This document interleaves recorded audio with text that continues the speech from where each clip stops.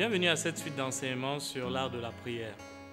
Pendant plusieurs sessions, nous avons davantage compris quelles sont les options qui définissent les fonctions de la prière. Et aujourd'hui, nous allons terminer cette sous-session sur les bénéfices qui sont associés à la prière.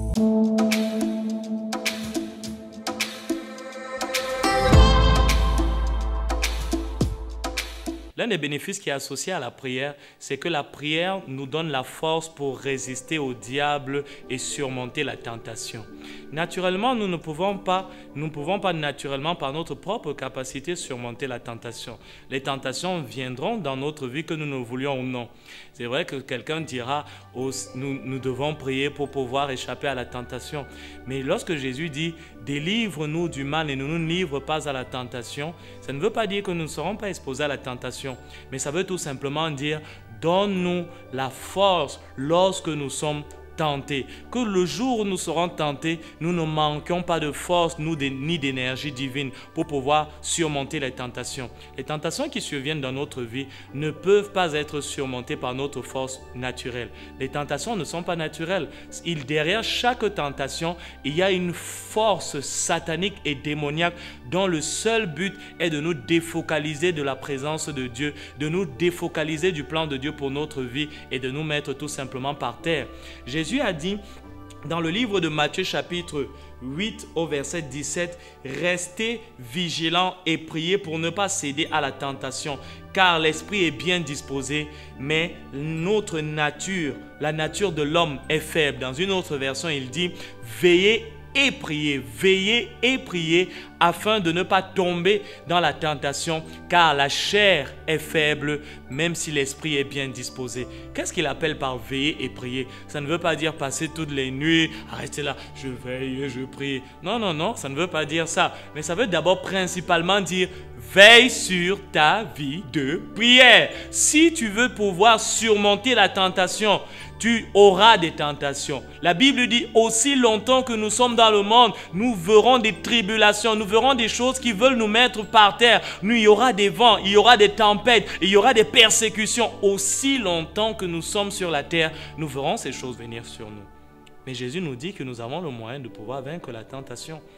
Dans le premier livre de Corinthiens, je crois au chapitre 10, l'apôtre Paul dit qu'il n'y a aucune tentation qui ne survienne dans nos vies qui ne soit une tentation que nous ne pouvons pas surmonter. Parce qu'avec la tentation, Dieu nous donne le moyen d'en sortir. Quel est le moyen dont nous disposons pour en sortir? Là.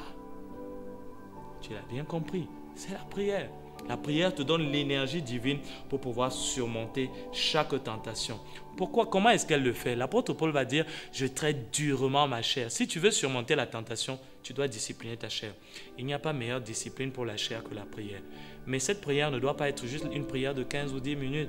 Ça ne doit pas être juste, oh Seigneur, aide-moi à ne pas tomber dans la tentation. Assurément, tu tomberas dans la tentation. Il ne suffit pas juste de dire, Seigneur, aide-moi à ne pas tomber dans la tentation. Ne me livre pas. Si tu pries 2 minutes pour ne pas tomber dans la tentation, alors que tu auras des tentations de 10 à 30 ou 40 minutes de tentation, ça ne va pas suffire. Moi, je me rappelle, il y a quelques années, lorsque je commençais dans la foi, je faisais ces prières stupides. Seigneur, aide-moi à ne pas tomber. Et je tombais à chaque fois. Si je priais 10 fois pour ne pas tomber, 10 fois je tombais. Heureusement, il a dit 7 fois le juste tombe. 7 fois l'Éternel le relève. Mais j'ai réalisé une chose. Ça ne sert à rien de prier pour ne pas tomber dans la tentation. Il faut prier pour ne pas tomber dans la tentation. Ça ne sert à rien de demander à Dieu de nous aider à ne pas tomber dans la tentation. Mais il faut prier pour discipliner sa chair, fortifier son homme intérieur, afin que lorsque le moment de la tentation arrive, nous serons spirituellement capables de surmonter cette tentation.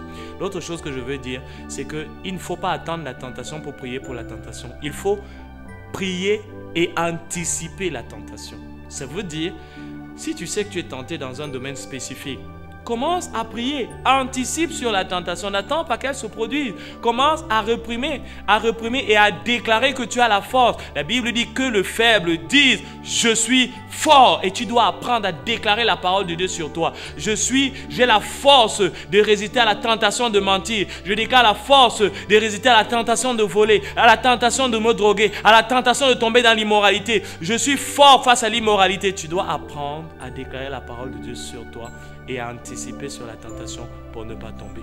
Et finalement, la prière t'aidera à libérer la provision surnaturelle de Dieu dans ta vie. Tu n'as pas besoin de demander, tu n'as pas besoin de quémander, tu n'as pas besoin de supplier Dieu. Tu dois apprendre à prier pour libérer la puissance financière de Dieu dans ta vie. Dans le livre de Deutéronome chapitre 8 au verset 18, la Bible nous dit « C'est Dieu qui te donne la puissance pour produire la richesse. » Et l'une des forces qui permettra que cette provision vienne dans ta vie, c'est la prière. Le dernier passage que je vais te donner est ici du psaume 24. Voici ce que David va dire du verset 5 au verset 6. Parlant de celui qui prie, il dit, il obtiendra la bénédiction de l'Éternel, la miséricorde de Dieu de son salut. Voilà le partage de génération en génération pour ceux qui prient et pour ceux qui invoquent. Il dit, ceux qui prient et ceux qui invoquent le nom du Seigneur ont pour partage la bénédiction et pour partage la miséricorde de Dieu, le soutien de Dieu. Et voilà ce qui va arriver pour toi en cette saison. Je veux prier pour toi avant qu'on ne passe à l'autre session où nous allons définir bibliquement ce qu'est la prière. Mais avant cette prochaine session, prenons le temps de prier ensemble et je vais prier avec toi.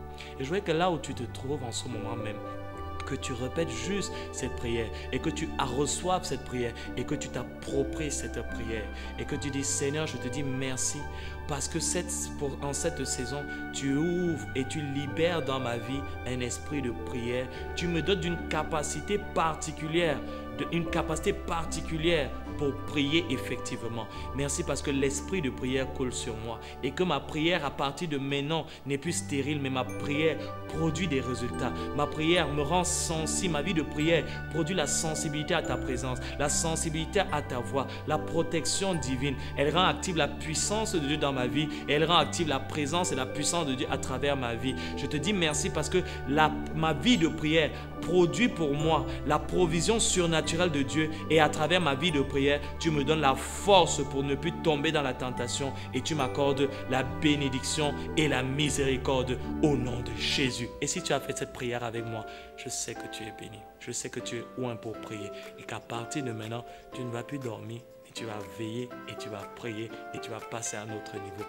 J'ai été heureux de partager ce moment avec toi. Que le Seigneur te bénisse, que le Seigneur te garde et qu'il demeure avec toi. Au nom de Jésus.